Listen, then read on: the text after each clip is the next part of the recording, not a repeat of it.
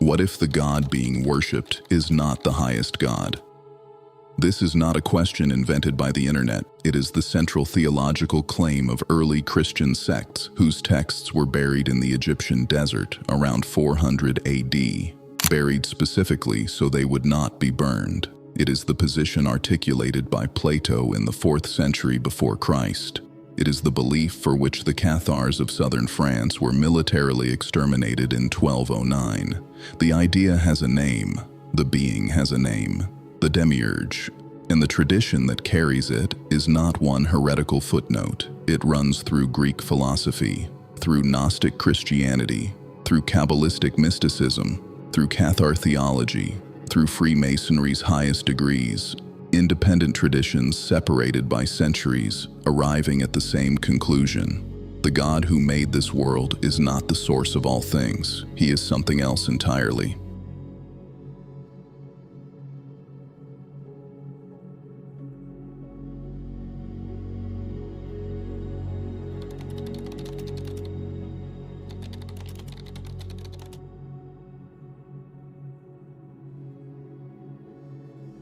In December of 1945, in the Egyptian desert near the town of Nag Hammadi, a farmer named Muhammad Ali al-Saman broke open a sealed clay jar buried at the base of a cliff.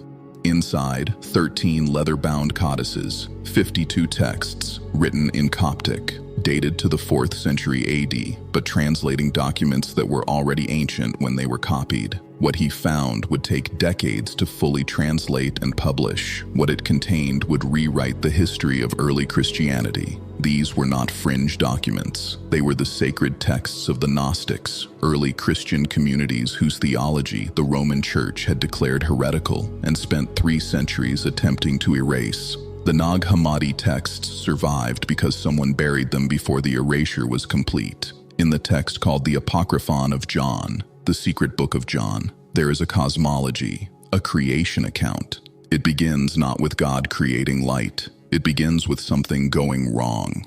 Above all material existence, according to the Gnostic framework, is the pleroma, the fullness, the true divine realm, infinite, unknowable, the monad, the source from which all genuine divine emanations proceed, and then a disruption. The divine emanation called Sophia, wisdom, acts independently. She generates a being without the consent or participation of the full divine realm. What she produces is not divine. Yaldabaoth. The Nag Hammadi texts describe him in precise terms. He has the face of a lion and the body of a serpent. He is the first archon, the first ruler, and the moment he comes into existence, Sophia hides him from the pleroma. She is ashamed of what she made, and Yaldabaoth does not know that his mother exists above him. He does not know the pleroma exists above him. He looks out at the darkness he inhabits, and he makes a declaration.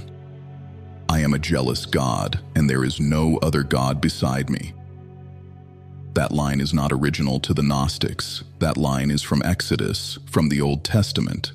The Gnostics were making a specific, deliberate argument that the God of the Old Testament, the jealous God, the God who demands exclusive worship, the God who punishes, is Yaldabaoth, the false creator, the being who doesn't know there is something above him. Yaldabaoth creates the material world, and to govern it, he creates the archons, 7 planetary rulers assigned to 7 heavens, 7 spheres of material existence. Saturn is the outermost gate.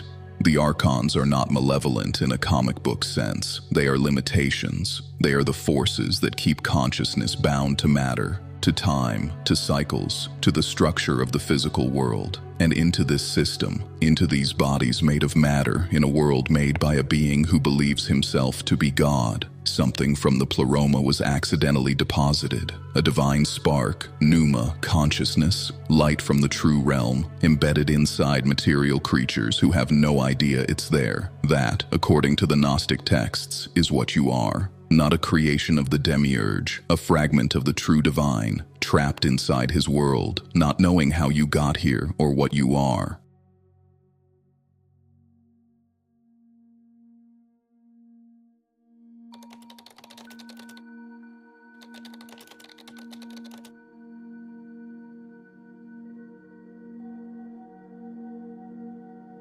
This concept did not originate with the Gnostics. 3 centuries before the Gnostic texts were written, Plato articulated it in the Timaeus, written approximately 360 BC. This is not a sacred text. This is foundational Western philosophy, studied without interruption from antiquity to the present day, in every serious philosophy department on earth. In the Timaeus, Plato presents a creation account. The figure who creates the physical world is called the Demiurge, Demiurgos in Greek, the craftsman, the artisan. He is not the highest divine source. He is a being who looks upward, toward the eternal, perfect, unchanging forms, the divine blueprints of reality. And he constructs the material world in imitation of what he sees. Plato's Demiurge is not evil. He is, in Plato's words, good. He genuinely wants to create the best possible world, but he is working with matter, and matter resists perfection. What he produces is an imitation, a copy, a world that participates in the forms but cannot fully embody them. This is where the connection to sacred geometry runs directly through. The Demiurge uses geometry as his primary instrument of creation. In the Timaeus, the 4 elements, fire, earth, water, air, are constructed from triangles, from geometric relationships. The Platonic solids are the building blocks of physical reality, arranged by the craftsman god from above. The Demiurge can see perfection. He cannot reproduce it. That gap between the perfect divine blueprint and the flawed material copy is the condition of physical existence. Plato called this the nature of the world. The Gnostics called it a prison. What matters is that both arrived at the same structural conclusion. The architect of this world is not the architect of reality itself. He is downstream. He is secondary. He is working from a pattern he did not create and cannot fully understand. Plato wrote this in 360 BC. The Nag Hammadi texts were buried in 390 AD, 750 years apart. Different languages, different traditions, different cultural contexts, the same architecture.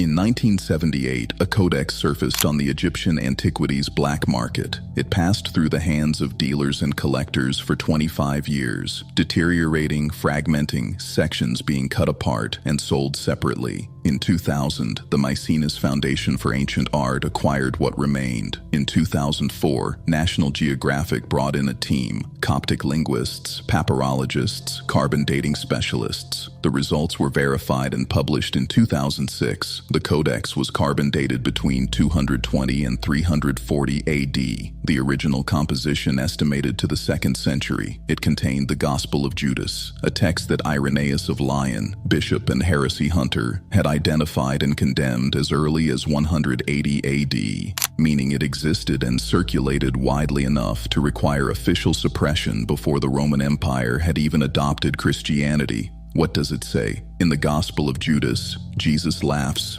He laughs at his own disciples, not because they are ignorant men, because they are praying to the wrong God. They are gathered in an act of thanksgiving, giving thanks for their bread, and Jesus looks at them and laughs. When they ask why, he says, "I do not laugh at you. You do this not of your own will, but because through this your God receives honor, their God, not his." Later in the text, Jesus takes Judas aside, separately from the other disciples, and he tells him what he has not told the others. He tells him about the architecture of the cosmos, about the archons, about Saklas, the foolish god, another name for the Demiurge, who rules the material realm and demands sacrifice and devotion from the humans inside it. He identifies the God of the disciples as this being, and in the Gospel of Judas, Judas does not betray Jesus. He obeys him. Jesus asks Judas to hand him over to the authorities, because the death of the physical body is the liberation of the divine spark from the material prison.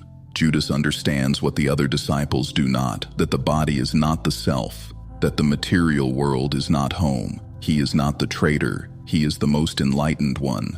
Now open the Gospel of John, the canonical gospel, the one that made it into the Bible. Chapter 8, verse 44. Jesus is speaking to religious authorities. You are of your father the devil, and your will is to do your father's desires. He was a murderer from the beginning. He is speaking to people who believe they serve the God of Abraham, and he is telling them their father is not God. Read that through the lens of the Gospel of Judas. Read it through the lens of Gnostic cosmology. It does not read like a metaphor anymore.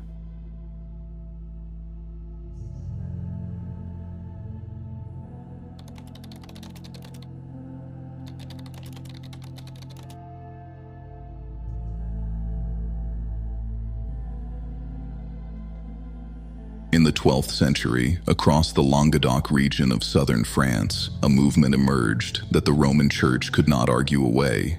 They were called Cathari, from the Greek katharoi, the pure ones. They were not a marginal cult. They were a functioning parallel civilization. They had their own clergy, the perfecti, the perfected ones. They had their own sacrament, the consolamentum. They had the support of the local nobility. Their communities were stable, literate, and growing. Their theology was precise. This material world, they said, was not created by the true God. It was created by a lesser being, an evil or ignorant craftsman identified directly with the God of the Old Testament, the God of floods, the God of plagues, the God who orders genocide.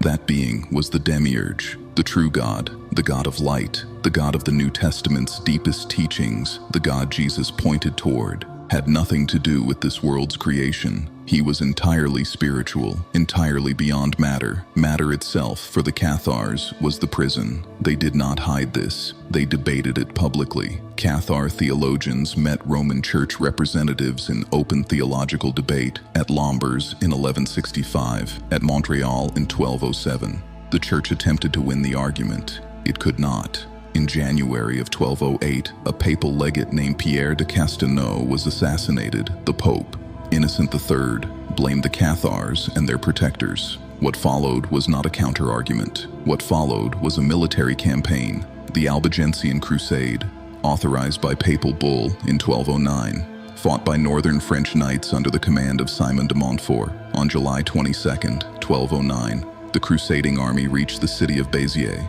The population, Catholic and Cathar alike, was massacred. Historians estimate between 7,000 and 20,000 people were killed in a single day. The men, women, and children inside the Church of Mary Magdalene, where they had fled for sanctuary, were killed inside the church. The papal legate Arnaud Amaury, asked by soldiers how to distinguish Catholics from Cathars before killing, gave his answer. It was recorded. It is in the historical record. He said, "Kill them all. God will know his own." The crusade ran for 20 years. In 1244, the last major Cathar stronghold, the mountain fortress of Montségur, fell. 220 perfecti refused to recant. They walked down from the fortress and entered a pyre that had been built at the base of the mountain. They burned. The Cathar civilization of the Languedoc was erased. The Roman Church did not write theological refutations of the Cathars that satisfied historians or contemporary readers. It wrote military orders. Consider what that means.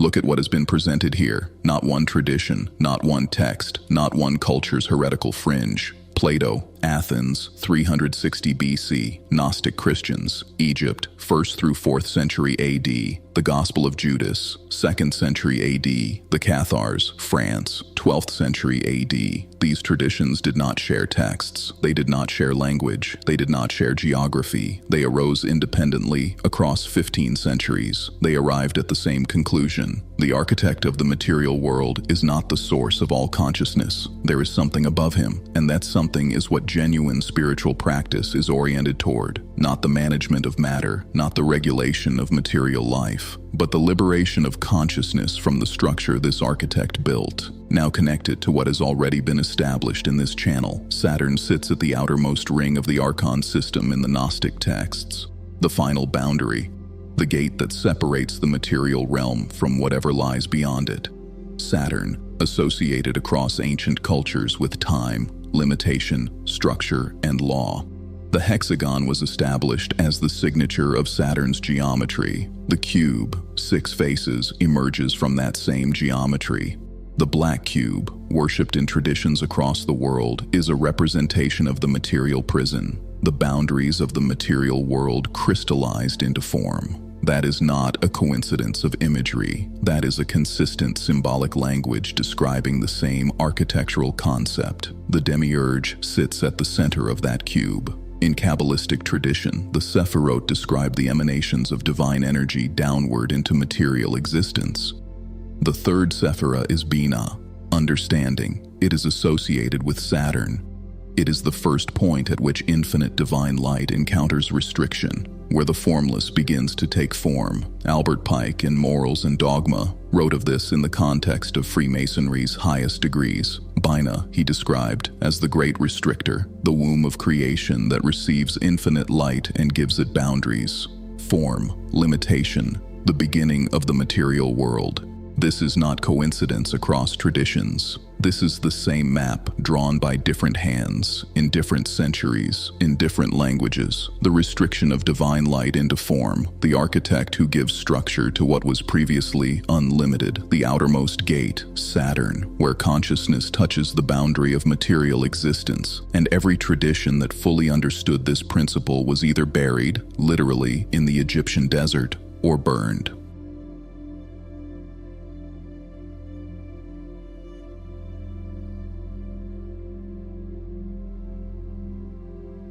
Here is what the documented historical record shows. In 325 AD, the Roman Emperor Constantine convened the Council of Nicaea, where the Christian canon was formally decided by an imperial committee. A Roman emperor decided which texts would be called scripture. The texts that did not make the cut were ordered destroyed. The texts that survived did so because someone hid them in the ground. In 1209, a military crusade was launched against civilians whose primary offense was theology. Not violence, not political subversion, theology. The idea that the God of this world is not the highest God has been buried, burned, decided against by imperial committee, suppressed by military force. If it was simply wrong, why did it require so much to silence it?